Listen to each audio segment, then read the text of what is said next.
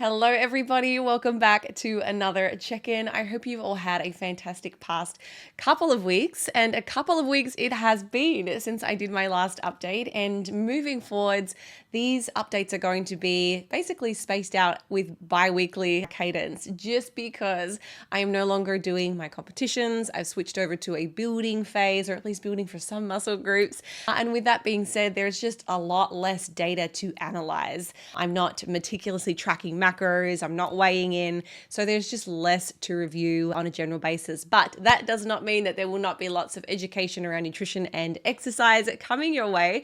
In fact, this week I'm going to be giving you a free PDF that basically gives you some of the questions that I ask myself and the questions that I like to ask clients for those that aren't tracking macros or counting calories or weighing themselves on a regular basis. So stick around to the end because I'm going to be sending that your way. But I guess last time we caught up, we were bracing for impact. We had just gotten through Hurricane Helene here in Florida, and we were basically waiting for Hurricane Milton to hit.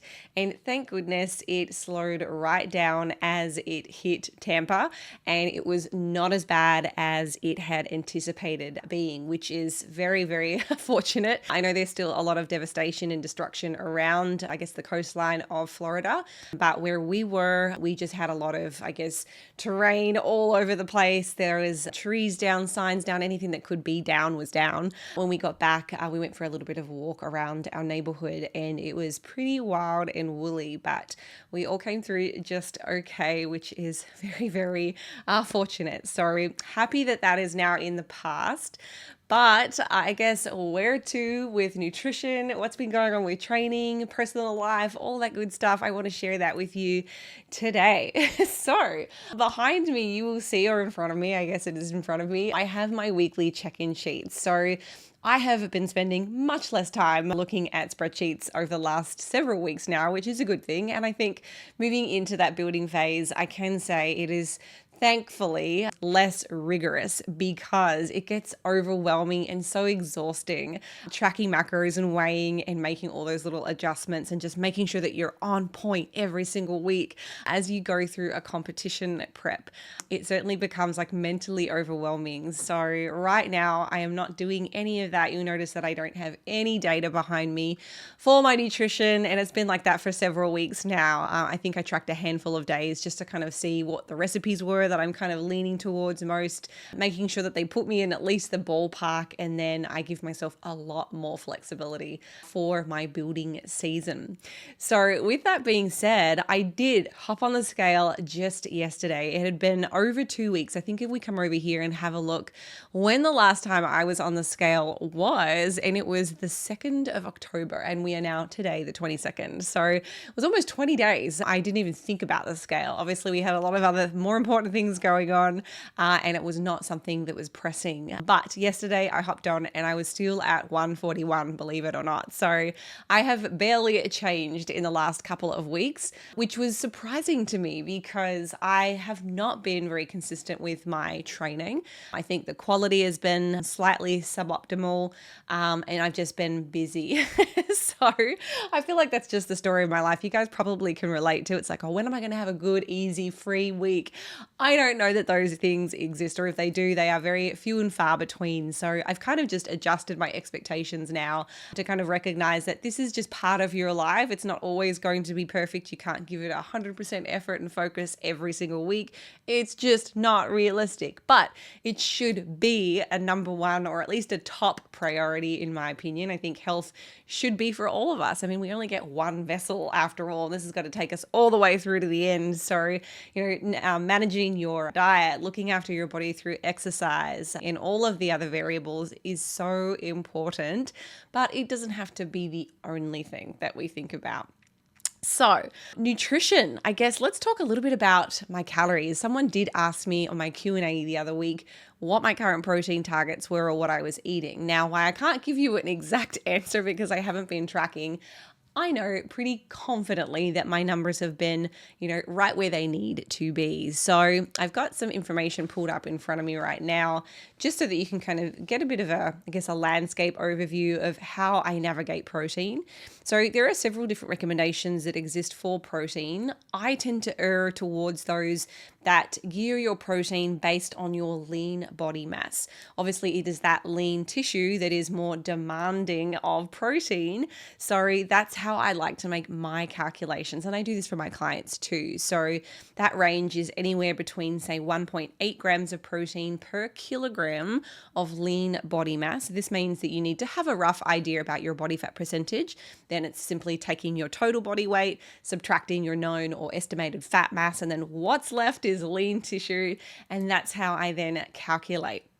And that range goes all the way up to 2.9 grams of protein per kilogram of lean body mass. So for me right now, and again, I'm just estimating my current body fat percentage. I actually don't know. I haven't been to have a DEXA scan or anything since just after my last competition. So I think I'm probably somewhere between, 15 and 16% body fat. Educated guess, just looking at my body comp. So that means for me, I have about, and again, I'm 141 pounds. That means I've got about 21 pounds of fat mass, or 9.6 kilograms of fat. And then the rest of me is 119 pounds of lean tissue, or 54 kilograms. So using that 1.8 to 2.9 grams of protein per kilogram of lean body mass measure, my personal protein is somewhere around 97 grams, all the way up to 156. So there's a pretty good range there that I can stay in and not necessarily fear that I'm going to be losing lean tissue, suddenly overnight, because my protein intake is not good enough. The other metric that you'll often hear used is expressed as grams of protein per kilogram or pound of total body weight. And that number is about 1.6. So that being said, again, thinking that my current body weight is 141 pounds or 63 kilos plus a few, grams, give or take, that would put my protein intake around 102 grams per day. So you can see there's a pretty big spread of options for me. Now, I think I've probably said to you guys previously in other check-ins, if you are over the age of 40, then I do think there's a lot of value in sticking to the upper range of protein, or in the upper third, for example. However, if you are young, then I think that there's a less of a need for us to be extremely diligent in sitting at that upper end of that protein reference range, especially when you are now, severely calorie restricted. If you are somebody that's dieting, you've been dieting for a while, it becomes more and more, unbalanced when we look at the distribution of macronutrients. So if we've got a really high protein intake and you're already on really low calories, kind of getting that last little bit of body fat off that you want, then it can set you up for, a dysfunctional relationship with certain foods, because you don't have that flexibility with, carbohydrates and fats anymore. So I tend to be a little bit more lenient now and bring that number slightly down so that I can build out a more balanced plate, and it feels satiating and it's giving me all of the diverse array of micronutrients that I need. So that's kind of where my protein is currently sitting. As to whether or not I've been successful at that, I'm going to say right now, there have probably been 2 days every week where I might be just shy of that. And that might be when we're going out for dinner, or we've had a crazy busy week and I am just so exhausted at the end of the day that, a sandwich was the best option for dinner and it wasn't overly high in protein, or it might have had a protein source, but the portion of, the protein that I added might not have been, getting me 30 grams or so of protein. But if I pay attention, you can actually still make a decent sandwich with like a lunch meat, provided that you're using like 2 or 3 ounces, and then maybe you've got a low-fat dairy, like a slice of cheese or something in there, to actually get a decent amount of protein, especially if the bread that you're using is protein rich. That tends to make a really nice balanced meal. You can get some veggies or salad greens in there. You're getting dairy, you're getting protein, you're getting your breads, grains, cereals food group. You can knock off a whole lot lot just in a sandwich, believe it or not. So that has definitely been one of my go-to options for my lunches of late. So calorie wise, that might be the next thing that someone might be wondering. And maybe you're wondering too, like if I'm going into an off season, like how disciplined do I really need to be? And I think my answer kind of depends. It depends on a number of variables. First and foremost, what is your current body fat percentage? Because if you've been really lean coming out of a diet phase or a competition like I was, then there's probably a need to put back on some body fat because it's not necessarily healthy to stay, super shredded and super lean for a long period of time. We want to make sure that you're not becoming protein deficient or micronutrient deficient. And also we want to make sure that you're getting enough fats, especially your essential fatty acids, to make sure that your sex hormones, have the substrates to be built. If you're eating a really low fat diet, for example, it can actually start to impact your hormone production. The backbone of many of these hormones are glycerol, for instance, and they are really the foundation or the building blocks of the creation of hormones. Also, you need those fats for the bioavailability of fat-soluble vitamins and a whole other long list of functions that are extremely important if you want to feel good and perform well. So my calories, my goodness, it is so hard to know right now because my food choices have been quite different. Just kind of navigating back to a new area. One of the things that I wrote down just to kind of cue myself to talk about this was like finding the grocery stores and then like deciding which one's the best and most convenient and has all the things that you need. I'm obviously all about efficiency and I usually don't go to the grocery store, but since moving here, when I've gone to put my normal order in like on walmart.com or whatever for groceries, so many of the items like don't exist compared to where I used to live. So it must be like store to store differences in products that they carry. So I ventured back out of the house, oh my God, to go to a grocery store recently. And oh my gosh, there's a reason that I don't go. Does anyone else find like if they do their groceries online, they have their list, they know what they need, and once those things are ticked off, it's like you're done? Because browsing a long list of items on a grocery store website isn't that fun. But when you go into a store, I'm just like, oh, wow. Oh, look at this. Oh my God, look at that. I must waste like so much more time going to the groceries. That used to be like therapeutic for me. I used to really enjoy it because it was like the few minutes of my life where I could have peace and just like relax and have nothing. But different story now. But yeah, it's been funny just trying to like work out what I'm going to eat has really come back down to like what's available in these stores. Do they have my go-to products? And then trying to find some new ones has actually been a little bit challenging. So my diet has definitely looked very different compared to what it was when I was still living in my home in Fort Lauderdale. The other thing that's been interesting with regards to food choices, I guess, restaurants. So I've definitely not had the time to go to restaurants over the last couple of weeks just with everything. We've been prioritizing unpacking, getting things set up, ordering new pieces to kind of fit in this space because it's obviously very different to the house that I was in previously. And then also helping Sam kind of unpack and clean has meant that, our evenings where we used to go and just relax, chill, hang out have been like unpacking or packing and cleaning. Just feeling like we're set up. So that's definitely been less common over the last 3 or 4 weeks.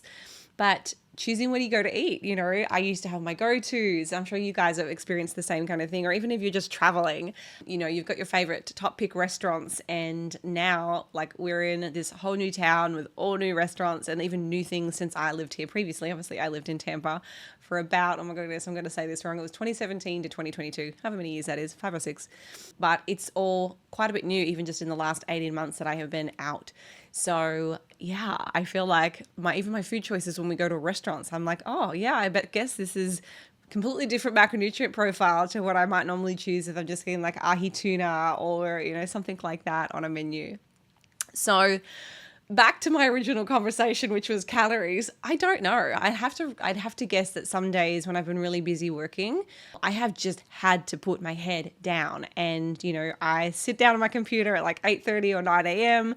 And then I look up and I'm like, oh my gosh, it's 3 p.m. I haven't even eaten breakfast. I've just had like a coffee or a latte or something. I've had some dairy and a bit of protein, but nothing major. And I'm like, I really need to eat. So there have probably been days where I've only had 2 meals and a snack, which is not normal for me. I usually usually try to eat a bit more consistently. But that being said, those are days when I'm not training either. So there's less of an immediate need to make sure I'm well fueled and ready to perform. So yeah, I think those days my intake might have been as low as, dare I say, 1400 calories, not intentionally. It's just when I'm in the zone, I'm focused, I'm writing, I'm doing stuff, I just don't, or I forget to eat, or I'm not necessarily like painfully grumbling stomach, so I don't eat. I eat when I'm hungry. I've really tried to adopt that principle of listening to my hunger cues, because for so many years, and I'm talking like since I was 18 years old, guys, I'm 35 now, I have always either tracked calories, macros, one or the other. I guess when you're tracking macros, you're tracking calories anyway, but I used to just make note of the calories when I was younger.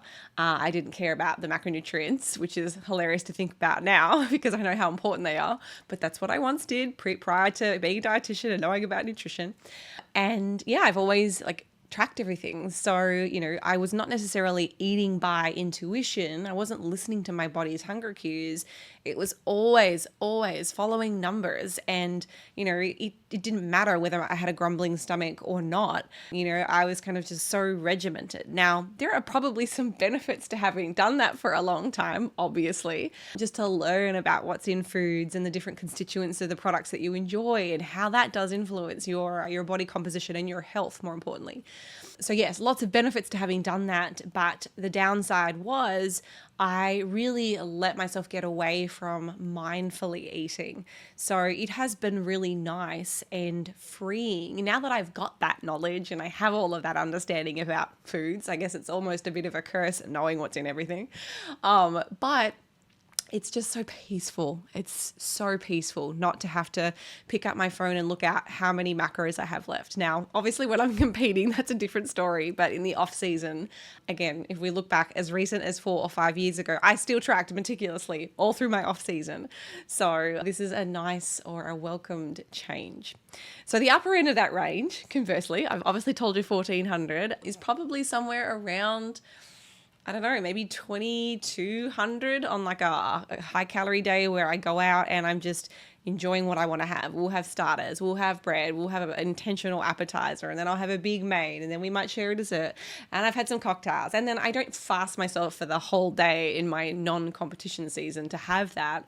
I'll just eat mindfully. So if I know I want to have something fun because we're going to a restaurant that is pretty wild and crazy food pairings, or, you know, novelty stuff where you really want to try, like, I don't know, the mac and cheese burger with, like, I don't know, some crazy fried coating. You know, I will still make healthier choices or lower calorie choices during the day to kind of give me some balance there. It's like, okay, lots of heavy calories over here. All right, I'll opt for the salads and the things that I know are like good for my health, as opposed to, you know, thinking about the caloric value per se. So that's kind of what's been going on in terms of my calories. I definitely feel like the last 2 weeks, just due to, you know, not training as much, and we'll go over and have a look at my data now for my nutrition, for my training, that I am looking probably a little bit softer. And it might also be one of the reasons why my weight on the scale hasn't changed. I think that from a body composition perspective, so lean mass to fat mass, I do think that my fat mass has probably gone up just a touch this past week, but my fat-free mass has come down. And I don't mean in the sense of I've lost muscle during the last couple of weeks. That's not likely to happen. I've still been training enough, but moreover, because I'm not training at the same intensity and at the same cadence or frequency that I usually do, I'm probably not as inflamed, and thus my lean tissue has come down on my fat-free mass, obviously water, which contributes to that inflammation that's come down over the last few weeks because I'm not training as much. And even though my weight on the scale has remained unchanged, that would probably suggest that there's been a little bit of a switcheroo in my macronutrient, in my body composition ratios. So I'm not too concerned by it. I think one of the things that I think have been really important for me are some of the subjective questions that I ask myself when I kind of look back and reflect over the course of my week. So I want to show you some of these, and this is the document, guys, that I would like to give you a copy of. It'll be linked in the description of this video on YouTube, and it'll take you to, I guess, a landing page where all of our free resources are on my website. You can check out those while you're there, but you'll also find this subjective nutrition nutrition and exercise training related checklist. So let's have a look at some of these questions. So let's start with nutrition. So a question I always ask myself is, how do I feel after meals? Because that can really help gauge if you're eating enough to fuel your workouts. Are you optimizing your recovery? And, if my answer is, oh, I don't feel that great after a meal, is it because I overate? Because that's not comfortable for anybody. And thus that's an automatic, cue that I can make an adjustment to my portion sizes. And conversely, there have been times where I've eaten a meal, what I thought was an appropriate portion. I've given myself 10 minutes to kind of rest and digest. And I'm like, why am I still hungry? So, in those situations, previously, I might have ignored all of those cues and just waited until my next meal. But now that I'm mindfully eating and I'm not trying to cut and restrict and be really aggressive, I'll go and have another little snack. I make myself a second little small portion of yogurt, or I'll grab half of a protein bar. That weird person that bites something and puts it back in the fridge or the pantry. I'm sure Sam can't stand opening up our cupboards, and he's like, there are little bites out of all these things. I'm like, yep, that's me. But that's actually really, it's comforting and funny to think about, because back in the day, like, you would never have caught me like doing something like that and not having to like write it down or track it meticulously. It's just very, okay, I feel satisfied now, great, put it away, don't think about it again. So making sure that you check in with yourself after you're eating. Are you eating enough, or are you under consuming? The next question that is obviously really important, we've kind of just touched on it a little bit, is, are you consistently eating protein at each meal? Obviously, we know how important that is for muscle growth, guys, and how important that is in terms of your recovery. So I try to think about, have I had 3 meals every day that have got about 30 grams of protein? Because if I can do that, and again, that could be any combination of lean proteins. We can go through all of the animal protein sources: red meat, white meat, seafood. We can go through to eggs. We can go down to dairy, or a protein supplement of sorts, whether it's a bar, a shake, a powder. There are so many. So like, have I had some protein with each meal? And usually if it's an animal-based protein, I need probably about 4 ounces. 3 to 4 ounces if I'm not having anything else that's also got protein in it, to meet that requirement of about 30 grams in a meal. And then outside of that, I am pretty flexible with whatever else I'm including. I just try to build out a balanced meal. Breakfast time, what do I feel like? How can I get breakfast protein? Is it through eggs? Is it a shake? Is it a Greek yogurt? Or is it a combination of all those things? And then I just add whatever carbohydrates. And again, there's no rhyme or reason why I choose, certain carbs over another. I think a lot of people always ask, what do you have for breakfast specifically? And what are the best carbs, for training or for recovery or for, in general? And I don't know that there is one perfect answer. There are so many different ways to get good carbohydrates. And there's also lots of ways to get fun, less, nutrient-rich carbohydrate sources too. And I think striking a good balance between both of those is really important. So I opt for the 80-20 rule when I'm in my off season. 80% of my calories coming from nutrient-dense foods like veggies, lean proteins, healthy fats, and then the remaining calories come from, maybe some more processed fun foods. But I think that's important, especially if you've been intentionally dieting for a long period of time, to give yourself a bit more permission, and unconditional permission at that, to enjoy a wider variety of foods. And then that kind of leads to one of the other questions on this sheet is, are you prioritizing nutrient-dense foods? Because that can really impact not only how your body is feeling. I know if I tend to eat too much like low nutrient-rich foods for several days, I don't feel great. And it's likely because I'm starting to run out of all those important substrates that are necessary for all my body functions to happen effectively. So thinking about the nutrient density of your foods is really important. It also can influence your body composition and overall health, because there may be, indirect consequences of choosing, nutrient poor foods. Another question that I ask myself often is how my energy levels throughout the day and during my workouts, because that can help kind of dictate or govern your eating patterns. So if you are feeling like you're running out of energy during a morning workout, well, then maybe it makes sense to have a slightly larger, portion of food, before you go in and train. Or if you're somebody that works out in the evenings, how are you feeling at the end of the day? Is your energy levels a reflection of not enough calories, or maybe it's just your mind is a little bit exhausted. Maybe you have a physically demanding job, and those things are contributing negatively to your overall performance in the gym. If it's the latter, that might be grounds for making some adjustments to your training times. I know for me, I always used to train in the evenings, but my lifestyle and circumstances were so different then. It was once I finished work, and it was usually around 4 p.m., I would switch off, done, nothing else to think about. No phone calls, no text messages, no emails. My work was over, and I could go and happily enjoy a workout in the evenings. I'm there with my friends. It was awesome.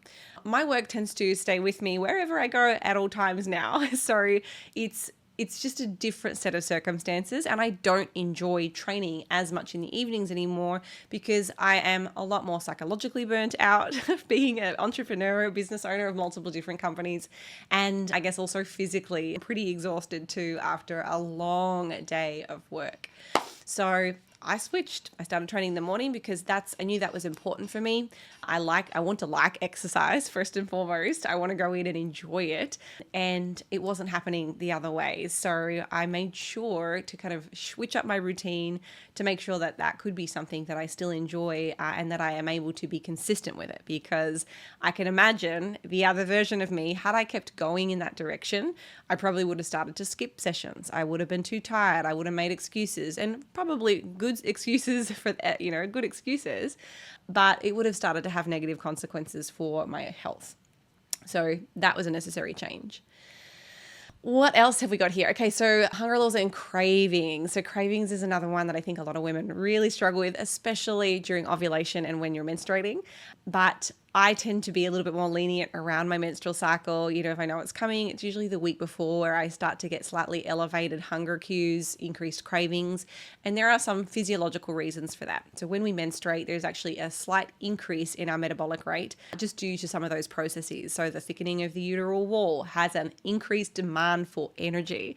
So it's not unusual, and especially for women that have fluctuating hormones, like big swings, that is usually evidence of larger increases or demand for energy.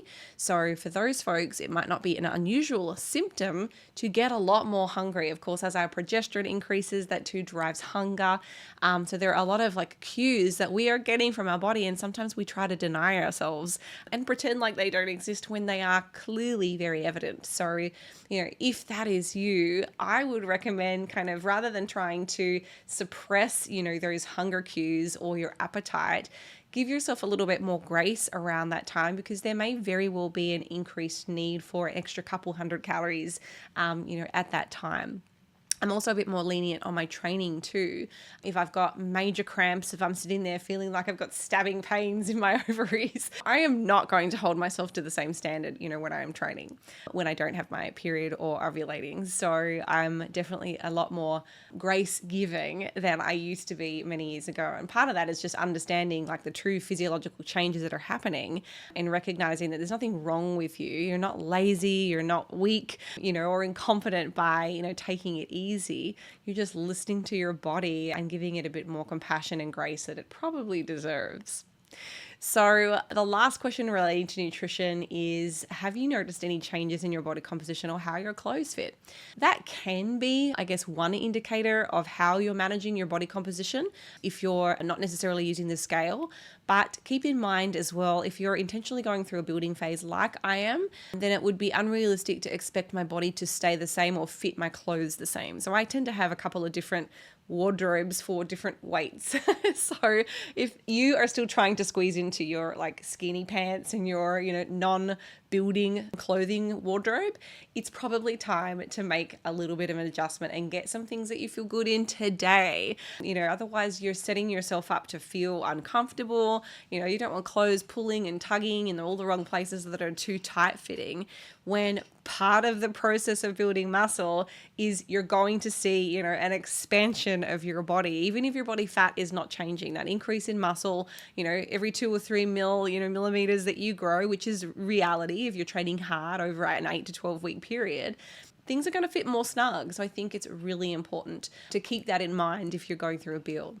Obviously, different conversation if we're just kind of staying at maintenance, but that can be a really helpful guide if you're not using or relying on the scale. But please give consideration to the other variables that affect your visual appearance in the mirror, down to your carbohydrate consumption. You can have a couple of really high carb days and, that's going to cause physical changes. Like you will see them in the mirror. You will look like you've got a fuller looking muscle. If you had a little bit of definition or some cuts in certain parts of your body where there is lower body fat, that may disappear. It might become blurry for a couple of days. And that would be normal as your body is just taking in what you've provided it.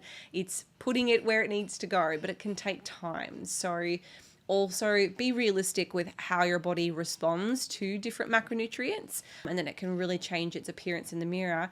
Just, straight down to fluid consumption, carbohydrates, sodium intake, all of those things make a really big difference to how you look and to, I guess, how things fit and feel as well.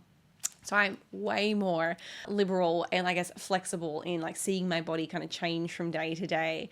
And I let my behaviors in this reflective process kind of govern the next step. So if I know that I have been a little bit more, free for all with my food choices, this past weekend is a great example. I made a delicious batch of random cookies out of nowhere. I had all the ingredients. I was like, I haven't made cookies in a long time. I really want to do it. And there was just something about, moving into a new home and I wanted freshly baked cookies. I don't know, call me crazy. But, I probably have like 4 giant cookies over the 4-day period. So I know my macronutrient split was probably geared a little bit more towards higher carbs, higher fats, and my protein was probably on the lower end. So when I look in the mirror, I can see a little bit of a change, but I'm not going to be like jumping back into fat loss because of a tiny, minuscule change.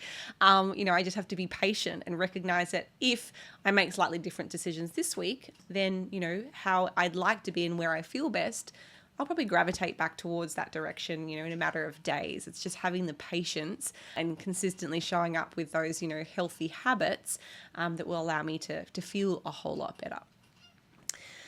So going down to the training ones. So I guess the first question here is, how is your strength progressing in the gym? Are you able to lift heavier weights or increase reps over time? Because strength can definitely be a great indicator that our muscle is growing. It's not a guarantee. I've seen plenty of very big boys who are very, very weak. They're not specifically training for strength. That is a skill, and you can get stronger in the gym in terms of your strength without necessarily gaining a whole lot of muscle. But it's a good indicator, if you've been including hypertrophy-specific training and a little bit of strength training. So how are you, I guess, performing in the gym? Because again, that might be an indicator of we need to fuel you more, or do we need to put in some push weeks, or do we need to pull back a little bit if you're feeling like you're overtrained and under recovered? So that would be a great question if you're not asking yourself this already. Number 2 is, how are you feeling between sessions, or do you feel fatigued during your workouts? And that also might be a sign that you're overtraining, under eating, or a combination of both, which can both hinder muscle growth. So I think about my last couple of weeks, I have undertrained, so it's very unlikely that, I'm not going to feel very recovered. I definitely feel mentally stressed, and that can very much have an effect on your performance and just how you feel and the enjoyment for the sessions. So, recognizing that, I'm a lot more, again, compassionate and understanding given the circumstances. And I know that it's not permanent. When I'm in a more normal, consistent, typical environment, I generally feel really good and I'm motivated by my training and I feel relatively recovered. But a little bit of soreness when I'm trying to build is also okay. And then something that I think is really important for people that maybe have not worked with a one-on-one coach before, are you following a structured workout plan and increasing, and this includes both your resistance training and cardiovascular exercise? They both serve very distinct purposes. So if you're not following a structured resistance training program, then it is possible, It's not guaranteed, but it's certainly possible that you are just spinning your wheels because you're not tracking whether you're making improvements. There might not be progressive overload kind of built into your program. And over time, if you've, achieved a certain amount of muscle mass, in efforts to grow more, we need more stimulus. We need a greater amount of weekly volume, and the quality of our training sessions probably has to go up as well to kind of gain more and more muscle mass. And again, there's always a ceiling as well. And for natural athletes, we believe that that's probably around 1.5 centimeters in terms of muscle thickness before you're kind of tapped out. Now, there are probably other unicorn individuals that might be able to grow a little bit more naturally, but that seems to be about at least what we've seen documented in the literature.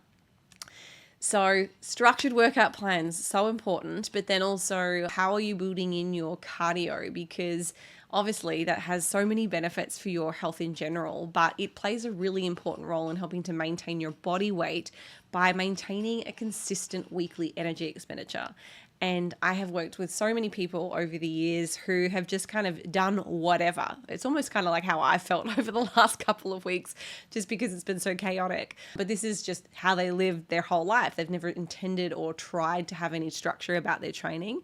And then as soon as we start to implement those kind of consistent, weekly goals, it might not be the same type of exercise, but at least a certain guaranteed number of minutes, or we shoot for a specific cardio, that can be really, really helpful in helping you to maintain your body composition because your energy balance is not kind of bouncing around all over the place from one week to the next.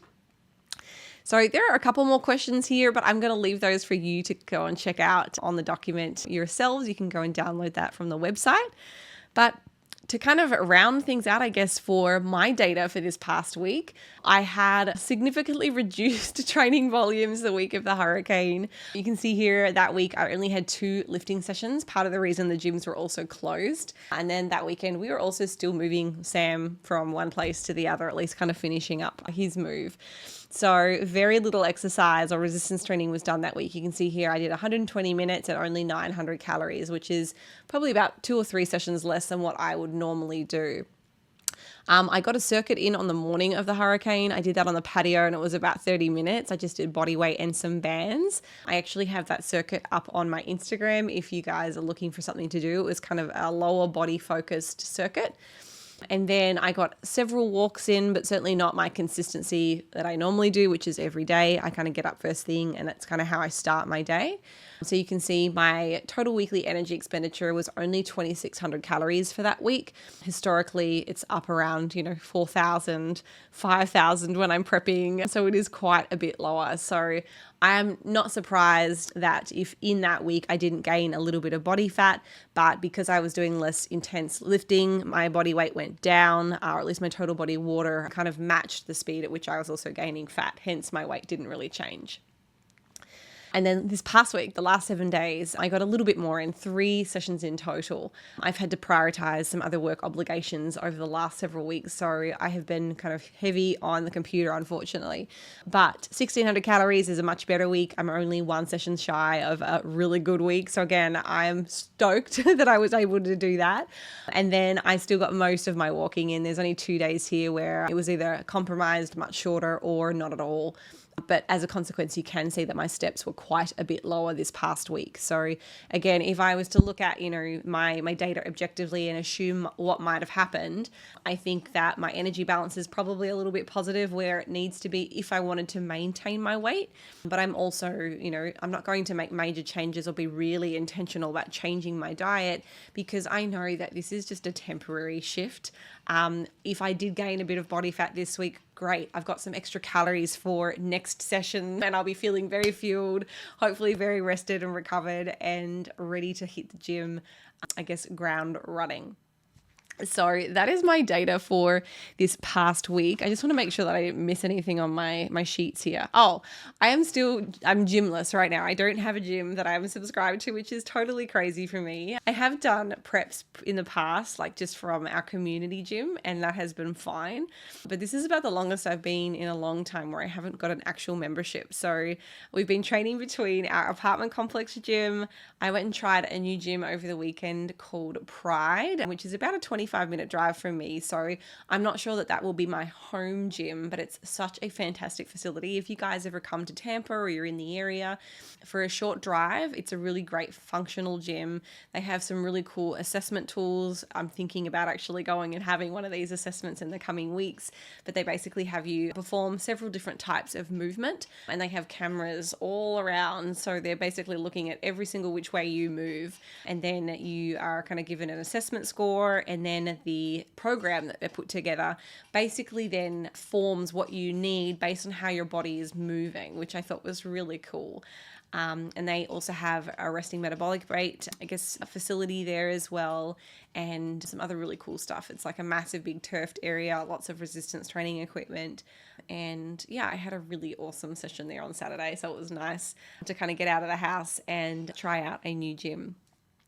I also went to the Gold's gym this past, maybe just last night for the first time. It's only just opened and it is really cool. It's definitely geared towards the ladies. There are some like glute rooms or booty rooms, and I had a whole lot of fun playing around there, but I was so tired last night. So I think my energy was failing me, but I really liked the gym. It's only like a 2 or 3 minute drive from my house. Sorry.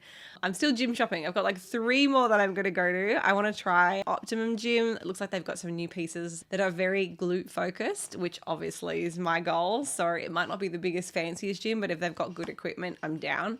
So I'm going to go check out Optimum Gym. And then there's still a Crunch and an EOS that I want to go and have a look at in the area too. So I can't wait to find a gym. It'll be just nice to know where I'm going in the mornings for my training. But yeah, this past week has definitely been really difficult, just not in the groove, feeling super out of it. And I know you guys can probably relate to this kind of circumstance, but you know, my knowing is that it's temporary. You know, this isn't a permanent thing and it will start to eventually feel better. So, you know, kind of while I'm feeling like in a bit of a rut, I've definitely noticed like paying more attention to, you know, how and who I'm letting influence my space, my mind, what I'm observing on social media. I've been very selective about what I do with my free time. Even down to like movie choices, I have found that can really influence like my overall like my mood. So I know we were flicking through movies the other night and something came on. It was like a horror thriller, like just something really negative. And I remember saying to Sam, I'm like, you know what? I don't actually want to watch this. I think I'm already in a really difficult place as it is. Let's watch something that's a little bit more positive and, you know, lifts us up, because, you know, we've both been really, really stressed out and busy lately. So let's be really intentional with, you know, what we let in and let out. And even like with the political climate at the moment here in the US, I found like I get more and more things on my story popping up about that. And I can see it's so easy to just get pulled into this like place of like drama and gossip and just negativity. And, you know, I have to be really mindful about, okay, how much time do you actually let yourself be like in that? Because I can feel myself moving down and I want to go up. I think most of us want to go up. So, you know, we have to then be very selective. But what else? To finish up, I guess I need to talk about what we have going on at the moment. If you are somebody that missed out on our recent Empower 30 Plus challenge, you don't have to stress. We have another one coming up, which will take us right just before Christmas. So it's going to be the Slay the Holiday program. It starts November the 11th and it'll finish on the 23rd of December. So it's that 6-week period over the busy holidays where you'll basically be connected with other like-minded individuals. I'll be putting together programming. We've got lots of different options. It's very flexible to kind of help you navigate a busy period. I know there's like work breakups, holidays, kids are finishing up school. It's just difficult. You know, the end of the year is coming, end of the financial year. There's just a lot of pressure in general. So this aims to really help support you through that time frame. You'll get a whole lot of inclusions. The community for the Empower group so far has been amazing. So if it's anything like what I'm seeing in that group, you guys are going to love it. It's like this basically every day. People are in there like supporting one another. Like I've never seen anything like it. So it's been really fun to be a part of that. So That is available. I'll put that link in the description as well if you're interested in checking out the inclusions, but I'll post more about it on social media in the next couple of days. One-on-one coaching. So if you are staying to the end, you're getting all the good deals because nobody else knows about this other than you and the people that are on my newsletter or my mailing list. So I have several different new one-on-one coaching packages available. And if you are hearing this today, then up until October 31st, I'm offering a crazy discount again. I did one of these flash sales back in July and it was so amazing. We had so many people express an interest in it. So it seems to be like priced perfectly for people at the moment. I know everybody is struggling, especially in the US. The economy is just, it's down the tank at the moment. So I wanted to make sure that I'm kind of priced, I guess, appropriately, given that, people still care about their health and they still care about exercise, but it's like, well, I can only afford to pay for these essential things. And I personally think that we should all put our health right at the top, or at least in the top couple of, top 5. So this is a really affordable package. It's my light coaching and it's a 10-week only. So it will basically take you right through to the end of the year. It's only $1,000 and you'll have 10 weeks of working with me, and my normal pricing starts at $3,500. Sorry, this is a massive discount. And last time I had people knocking down the door to get to this one, but we could only take on a limited number of people because I don't have any more time in the day. So please reach out to us about that. If you go to my website or you click any of the links in the description, you'll be able to get in touch with my assistant who'll share all the, ins and outs and any questions that you might have for me. BiaBrain. I guess this is the last piece of, content that I wanted to share with you. We've just completely overhauled how we provide this, magazine. So I just realized I'm sitting on my chair and it's super squeaky. I'm so sorry. But BiaBrain is usually, and still is, delivered as a monthly Audible subscription. So we review 4 articles every month. They're usually related to nutrition and or exercise.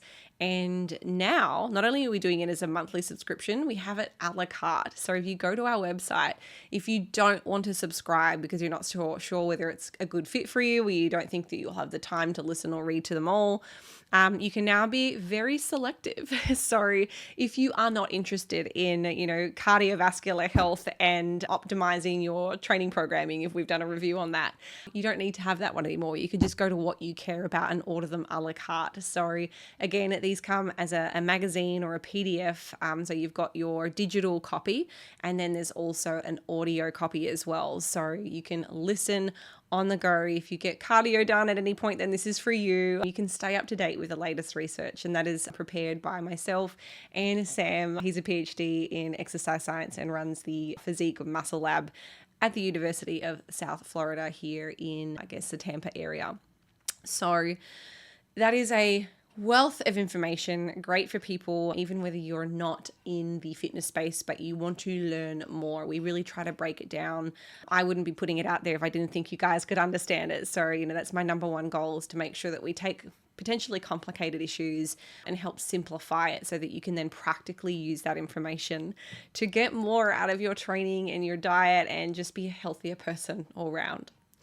So I think that's it. I hope you guys have a wonderful week ahead. I'll be back in 2 weeks. If you've got questions, please leave me a comment. Next time I will be going through reviewing all the comments. Last time all the comments were about the hurricane. There were no specific questions about training or nutrition. But this week, if you've got them or anything related to health or that you are interested in, please ask. And next week I will review all of those. So have a great couple of weeks. Enjoy your training and I'll see you then.